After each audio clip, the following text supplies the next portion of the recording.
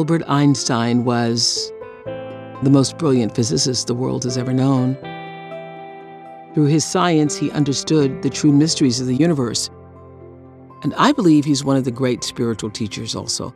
The secret of life, according to Albert Einstein, I love what he says, there are only two ways to live your life.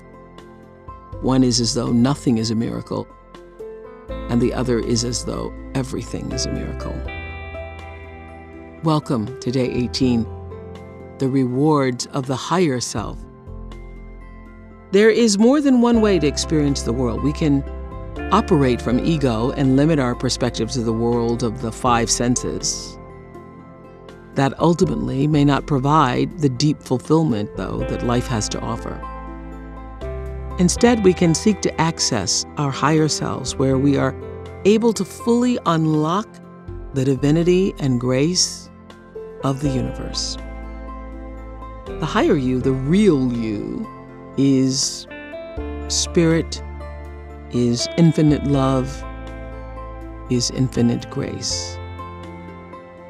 Together in this meditation journey, we've come to experience gratitude as the portal to our higher selves.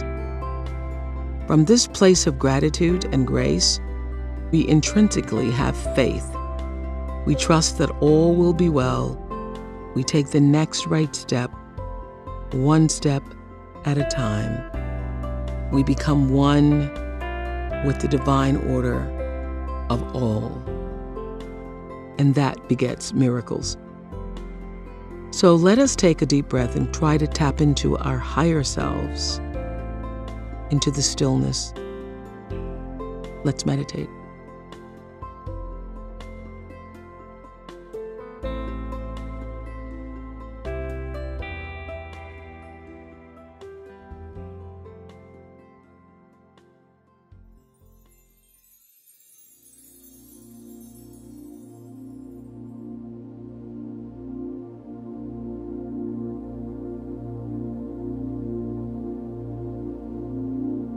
We've mentioned the higher self and the true self several times. They are the same in essence, a self that goes beyond the ego. Some traditions call this the soul, but we shouldn't get caught up in terminology. The important question is how to contact the higher self and take advantage of it. The higher self is nowhere but right here. A mistake is being made when we separate the lower or ego self from the higher or spiritual self. Your ego and your higher self behave differently, but they are intimately connected. The lower self dominates when you believe first and foremost in the material world. The higher self dominates when you believe first and foremost in consciousness. You are in ego when you focus on all the needs and demands of I, me, and mine. This isn't a bad thing. It's just one level of participating in the world. It's the story of a single, isolated individual trying to survive and get ahead. You're in your higher self when you focus on self-awareness and the expansion of your being. Then your story is about the things we've been discussing: gratitude, grace, love, and truth. The life of the ego comes naturally. We've all learned how to look after ourselves. The life of the soul or higher self also comes naturally, but the way is blocked by a lack of knowledge and experience. Now you've gotten the knowledge and had the experience in our meditations together. Gratitude has begun to liberate your awareness and relieve you of the ego's demands and struggles. You are ready to test the rewards of a different way of living your story. When you shift your focus to the higher self, it lifts you above the drama. Approaching difficulties with generosity of spirit keeps you from being lost in victimization, depression, or self-pity. Gratitude keeps us humble about the limitations of our knowledge of the future. We really don't know the long-term outcome of any situation. Realizing this opens the way to surrender in an attitude of trust. The rewards of the higher self don't appear all at once. Imagine that the entire spiritual journey is a 10-mile highway that stretches out before you with beautiful vistas and profound experiences in store. Perhaps you are only a mile down the road, or 2 miles, or 3. The beauty of having knowledge about the whole path is that it allows you to envision all 10 miles. Everyone's journey goes from doubt to certainty, each step guided by what you know and what you've experienced. You are building a self and a life story along the way. But for each of us, despite our differences, there's something to share, a vision of the possibilities that are waiting to be awakened inside us. Once this vision has dawned, your natural response is complete thankfulness and deeper trust.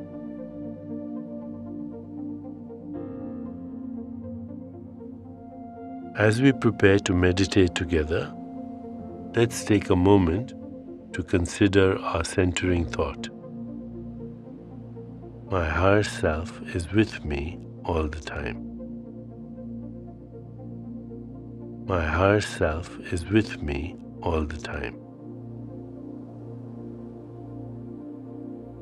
Now let's prepare for our meditation. Make yourself comfortable and close your eyes. Begin to be aware of your breath and just breathe slowly and deeply. With each breath, allow yourself to become more deeply relaxed. Now, gently introduce the mantra, Sanatana Hum. This mantra means, I experience myself as ever present. As you repeat the mantra, feel the continuum of your consciousness as an unending presence. Repeat it silently to yourself. Sanatana Hum. Sanatana Hum. Sanatana Hum. With each repetition, feel your body, mind, and spirit open and receive just a little more. Whenever you find yourself distracted by thoughts, noises, or physical sensations, simply return your attention to silently repeating the mantra. Sanatana Hum. Sanatana Hum. Sanatana Hum. Please continue with your meditation. I'll mind the time, and when it's time to end, you'll hear me ring a soft bell. Sanatana Hum. Sanatana Hum. Sanatana Hum.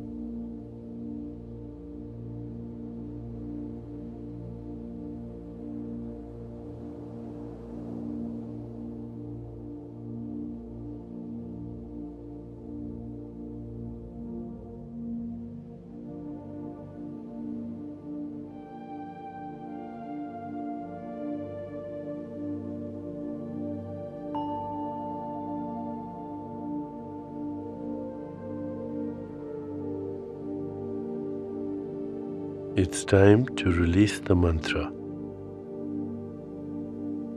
Continue to sit restfully, inhaling and exhaling slowly. When you feel ready, you can open your eyes.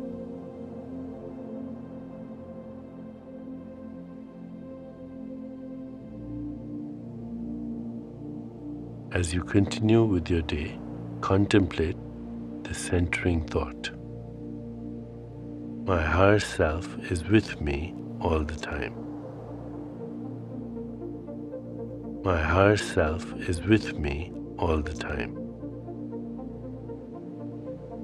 My higher self is with me all the time. Namaste.